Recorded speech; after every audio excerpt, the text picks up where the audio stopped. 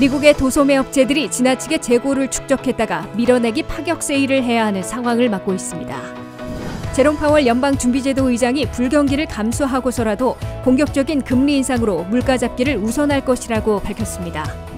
더 나은 미국 재건 법안을 대폭 축소한 새 경제 패키지를 7월 중에 민주당 독자 처리하기 위해 마지막 시도에 나서고 있습니다. 미국에서 오미크론이 밀려나고 하위 변이들이 우세종이 된 가운데 새 백신은 10월에나 가능할 것으로 예상되고 있습니다. 스웨덴과 핀란드의 가입으로 나토 동맹이 확장되고 미국은 유럽 주둔 병력을 대폭 증강하고 있습니다. 여러분 안녕하십니까? 워싱턴 뉴스 투데이입니다. 미국의 도소매 업체들이 지나치게 재고를 축적했다가 밀어내기 파격 세일을 해야 하는 상황을 맞고 있습니다. 파격 세일로 업체들의 수익은 줄어들겠지만 소비자 물가를 낮추는 효과를 가져올 것으로 기대되고 있습니다. 김윤미 기자가 보도합니다. 미국 경제에서 예기치 않은 상황이 전개되며 물가 급등을 다소 진정시킬 수 있을지 주목되고 있습니다. 미국 내 도소매 업체들이 불안정한 공급망 때문에 재고를 너무 많이 쌓아놓았다가 이제는 밀어내기 파격 세일을 해야 하는 상황에 내몰리고 있다고 악시오스가 보도했습니다. 미국 내 도매업체들의 재고는 현재 8,800-600억 달러치를 기록하고 있습니다. 이는 팬데믹 직후부터 지난해까지 6,500억 달러대에 비해 올 들어 2,000억 달러치 이상 급증한 겁니다. 소매업체들의 재고는 현재 7,053억 달러치인 것으로 집계되고 있습니다. 소매업체들의 재고도 팬데믹 직후에는 6천억 달러 이하로 급락했다가 늘어났으며 역시 올 들어 7천억 달러를 넘어선 겁니다. 반면 고물가, 고유가, 고금리 등 삼중고에 시달리는 미국민들이 소비를 줄이면서 도소매 업체들이 코너로 내몰리고 있습니다. 미국의 소매 매출은 지난 5월에 전달보다 0.3% 감소해 올 들어 처음으로 하락한 바 있습니다. 자동차 판매는 4%나 급감했고 전자제품 1.3%, 가구는 0.9% 감소했습니다. 온라인 쇼핑의 공룡인 아마존은 20년 만에 가장 느리게 늘어난 매출을 기록해 비상이 걸렸습니다. 미국민 소비 지출, 수요가 앞으로도 더 냉각될 게 분명해지자 미국 내 도소매 업체들은 지나치게 쌓아놓은 재고를 처리하기 위해 밀어내기 파격 할인 세일에 나서야 할 것으로 시사하고 있습니다. 월마트와 타겟 등 대형 소매업체들은 수요와 재고를 잘못 판단해 너무 많이 텔레비전과 가전제품 등을 축적해 놓은 것으로 시인하고 있습니다. 결국 업체들은 독립기념일과 여름방학과 개학, 노동절 등에 맞춰 파격 할인 세일을 내걸고 재고 처리에 나설 것으로 악시오스는 내다봤습니다. 재고 과잉과 수요 둔화로 재고 처리를 위한 바겐 세일이 광범위하게 전개될 것으로 예상되고 있습니다. 그럴 경우 업체들의 수익이 감소하는 대신 소비자들은 할인 가격에 물건을 살 수 있게 되고 이는 물가를 다소 진정시키는 효과로 이어질 것으로 기대되고 있습니다. 하지만 파격 할인이 기대에 못 미치면 소비자들의 외면이 지속되고 물건을 못 팔고 재고만 쌓이는 업체들이 끝내 도산하면 종업원들은 대거 일자리를 잃게 됩니다. 미국민들이 일자리마저 흔들리면 지갑을 열기 어려워져 소비 급냉으로 미국 경제가 불경기로 추락하는 악순환의 위험도 도사리고 있는 것으로 경제 분석가들은 경고하고 있습니다. WKTV 뉴스 김윤미입니다. 제롬 파월 연방준비제도 의장은 물가를 잡기 위해 공격적인 연쇄 금리 인상에 따른 불경기까지 감수할 것이라고 단호한 입장을 밝혔습니다. 연준은 7월 말에도 0.75%포인트 금리 인상을 연속으로 단행하고 1%포인트 파격 인상도 배제하지 않고 있어 이에 따른 불경기를 피하지 못할 것으로 예고되고 있습니다. 40년 만에 최고치로 급등한 물가 잡기에 올인하고 있는 제롬 파월 연방준비제도 의장이 불경기를 감수하고서라도 공격적인 금리 인상 단행으로 물가 잡기를 우선할 것이라는 입장을 표명했습니다. 제롬 파월 연준 의장은 포르투갈에서 열린 유럽중앙은행 주최 경제정책 포럼에서 물가를 잡기 위해 공격적인 금리 인상을 단행할 것이라며 지나친 금리 인상에 따른 불경기 위험이 높아지더라도 이를 감수할 것이라고 강조했습니다.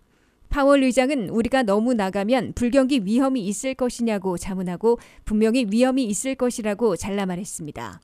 파월 의장은 그러나 더 큰 실수는 가격 안정에 실패하는 것이라며 불경기 위험을 감수하고서라도 공격적인 연속 금리 인상으로 물가 잡기를 최우선시할 것임을 분명히 했습니다. 제롬 파월 연준 의장은 소비자들이나 가격 결정자들이 앞으로도 인플레이션이 지속될 것으로 예상하고 있는 현재의 상황에서 금리를 점진적으로 올릴 여유가 없다고 밝혔습니다. 파월 연준 의장은 그간 불경기 없는 물가 잡기를 강조해 왔으나 이제는 불경기를 감수하고서라도 더 경제를 악화시킬 물가부터 잡겠다는 입장으로 바뀐 것으로 해석됩니다. 불경기를 감수하고서라도 공격적인 금리 인상을 연속 단행해 물가를 잡겠다는 파월 의장 등 연준 인사들의 강조로 7월 26일과 27일 열리는 차기 회의에서도 6월과 같은 0.75%의 파격 인상이 굳어지고 있습니다. 심지어 물가 급등이 더 악화되면 1%포인트나 한꺼번에 올릴 가능성도 배제되지 않고 있습니다. 연준의 공격적인 연속 금리 인상으로 미국 소비자들과 사업체들이 돈을 덜 쓰고 덜 빌리게 돼서 제로 성장 또는 마이너스 성장으로 추락하는 경기 침체를 피하지 못할 것으로 우려되고 있습니다. 월스트리트 저널이 최근 경제 분석가 53명을 대상으로 설문조사한 결과 미국 경제가 12개월 안에 불경기에 빠질 가능성은 44%로 올라가 2008년 대불경기 전과 비슷한 수준을 보였습니다. 미국 경제는 이미 사실상 불경기에 빠졌으며 적어도 체감 불경기가 시작된 것으로 간주하는 경제 분석가들도 늘어나고 있습니다. 미국 경제 GDP 성장률은 올 1분기인 1월부터 3월까지 당초 마이너스 1.5%였다가 마이너스 1.6%로 더 악화됐습니다. 미국 경제의 70%나 차지하고 있는 소비 지출은 1분기에 당초 3.1% 늘어난 것으로 발표됐지만 1.8%로 크게 위축된 것으로 하향 조정됐습니다. 현재 2분기인 4월부터 6월까지의 미국 경제 GDP 성장률은 애틀란타 연방은행이 0.3%, HIS 마켓은 0.1%에 그칠 것으로 내다보고 있어 체감 불경기인 것으로 간주되고 있습니다. 기존의 2조 달러 규모의 더 나은 미국 재건 법안을 대폭 축소해 건강과 교육, 기후변화에 수천억 달러를 투입하려는 바이든 민주당 독자안이 7월 처리를 위해 막바지 피치를 올리고 있습니다. 그러나 3, 4세 무상 프리스쿨을 비롯한 교육, 보육 지원 프로그램이 거의 모두 제외되고 있으며 심지어 오바마 케어 정부 보조를 연장하는 문제도 위태로운 것으로 보도되고 있습니다. 한면택 기자입니다. 바이든 민주당은 사실상 좌초된 2조 달러 규모의 더 나은 미국 재건 법안을 대폭 축소한 새 경제 패키지를 7월 중에 독자 처리하기 위해 마지막 시도에 나선 것으로 워싱턴 포스트가 보도했습니다. 척 슈머 민주당 상원 대표는 열세를 쥐고 있는 조 맨신 상원의원과 최근 회동을 가진 후에 생산적인 대화를 나눴으나 아직 해결해야 할 문제들이 남아있다고 밝혔습니다. 조 맨신 상원의원은 미국을 진전시키는 최선의 방안을 적극 논의하고 있으나 미국민들에게 일종의 세금을 늘리고 있는 인플레이션을 여전히 우려하고 있다고 지적했습니다. 워싱턴 포스트에 따르면 최근의 협상에서 논의되고 있는 새 경제 패키지 민주당 독자안에는 더 이상 프리스쿨 무상 교육안과 차일드케어 보육비 지원, 노년층 케어 지원, 유급휴가 도입 등이 없는 것으로 민주당 의원들은 토로하고 있습니다. 당초 2조 달러가 넘는 바이든 더 나은 미국 재건 법안에서 3세와 4세의 프리스쿨 2년 무상교육 6년간 1,100억 달러와 차일드 케어 보육비 지원 6년간 2,700억 달러, 유급휴가 도입 10년간 2,050억 달러 등 5,850억 달러가 제외된 것으로 의원들은 전했습니다. 이에 앞서 CTC 차일드 텍스 크레딧은 1년에 1,900억 달러나 드는 바람에 일찌감치 제외됐습니다. 현재 마지막 쟁점은 ACA 오바마 케어의 확대된 정부 보조금이 올 연말 끝나기 때문에 이를 연장하는 방안인데 조 맨신 상원의원이 연장의 난색을 표시해와 연장을 압박하고 있는 대다수 민주당 의원들과 맞서고 있습니다. 오바마 케어 정부 보조금을 연장하는 데 1,300억 달러를 투입해야 하는데 이를 연장하지 못하면 내년 1월 1일부터 1,300만 명의 오바마 케어 가입자들의 월 프리미엄 보험료가 대폭 인상됩니다. 반면 정부 당국과 제약사 간 협상을 허용해 약값을 낮춰 10년간 1,600억 달러를 절약할 수 있는 처방약값 낮추기는 포함될 게 확실하다고 워싱턴 포스트는 밝혔습니다. 전기차 구입자들에 대한 세제 혜택을 비롯한 기후변화 대처와 에너지 전환책도 규모는 축소되더라도 대거 포함될 것으로 워싱턴 포스트는 전했습니다. 새 경제 패키지의 총규모를 대략 결정하고 이에 맞춰 부유층과 대기업에 대한 세금 인상액과 방법을 최종 확정하게 될 것으로 보입니다. 바이든 민주당은 11월 8일 중간선거를 치르려면 규모를 대폭 축소해서라도 새 경제 패키지를 조속히 확정해 8월 여름 휴에 들어가기에 앞서 7월 중에 독자 가결한다는 일정으로 추진하고 있다고 워싱턴 포스트는 전했습니다. WKTV 뉴스 한면택입니다. 미국에서 오미크론이 밀려나고 하위 변이들인 BA4와 BA5가 신규 감염의 과반 이상을 차지하는 우세종이 됐다고 CDC가 발표했습니다. 그러나 이들 하위 변이에도 대응할 수 있는 새로운 백신은 10월에나 접종할 수 있을 것으로 제약사들이 밝혀 앞당겨야 할 것으로 지적되고 있습니다. 김지수 기자가 보도합니다. 미국의 코로나19 사태에서 신규 감염의 다수를 차지하는 우세종이 바뀐 것으로 나타났습니다.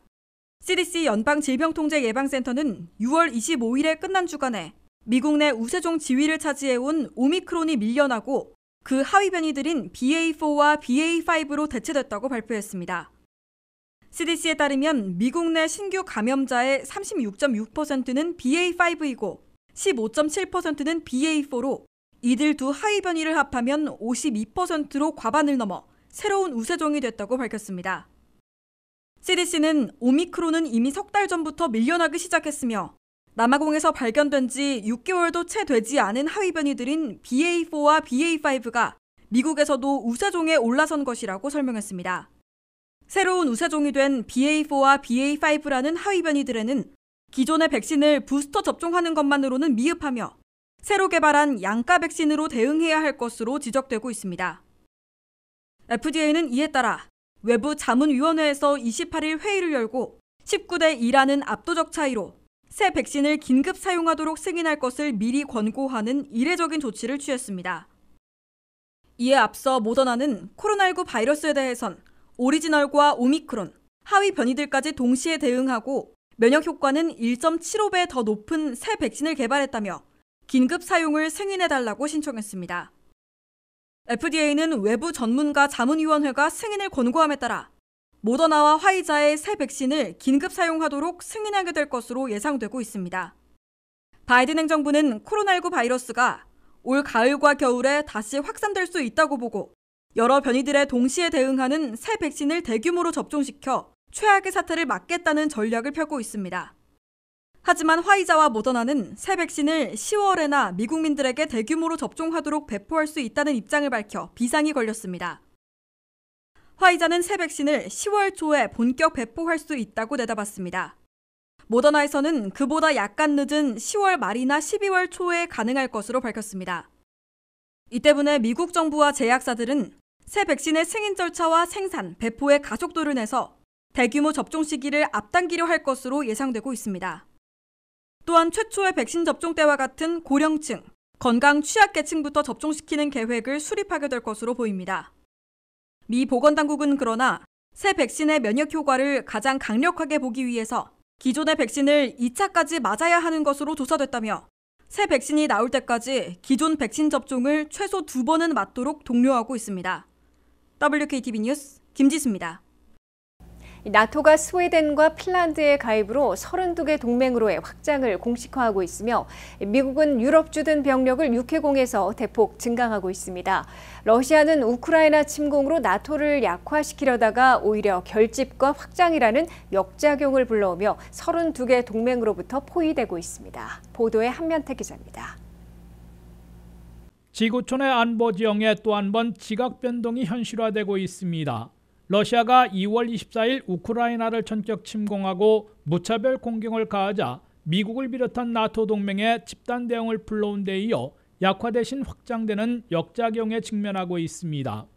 나토, 즉 북대서양 조약기구는 스페인 마드리드에서 열린 정상회의를 통해 스웨덴과 핀란드의 가입을 공식 초대했습니다.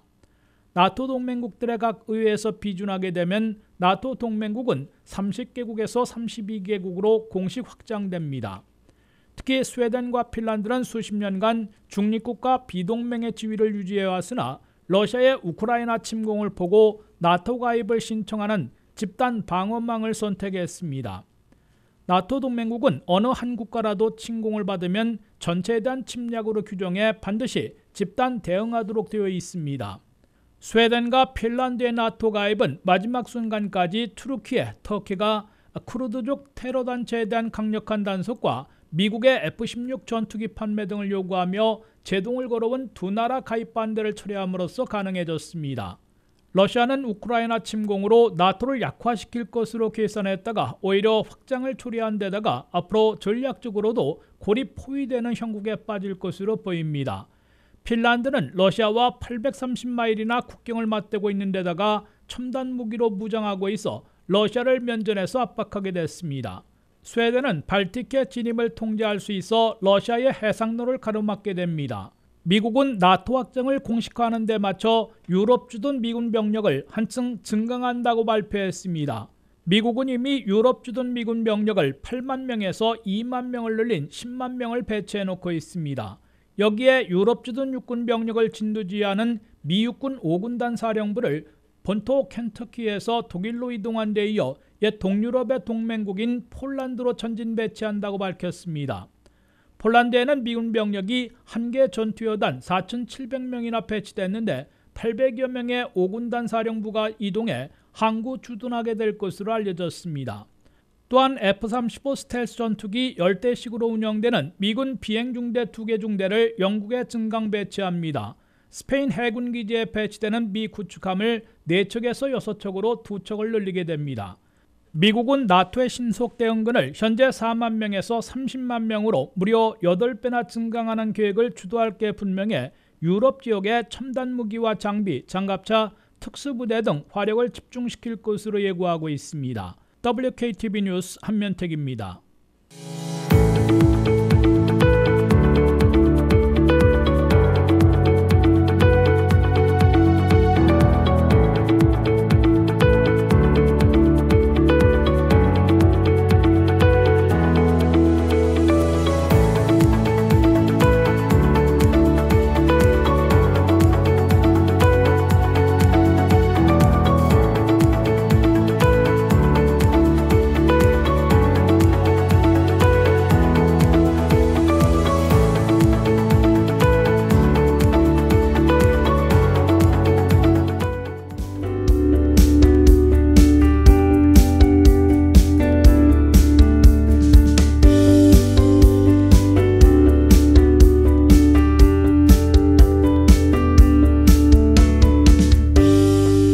워싱턴 뉴스투데이를 마치겠습니다. 시청해주신 여러분 고맙습니다.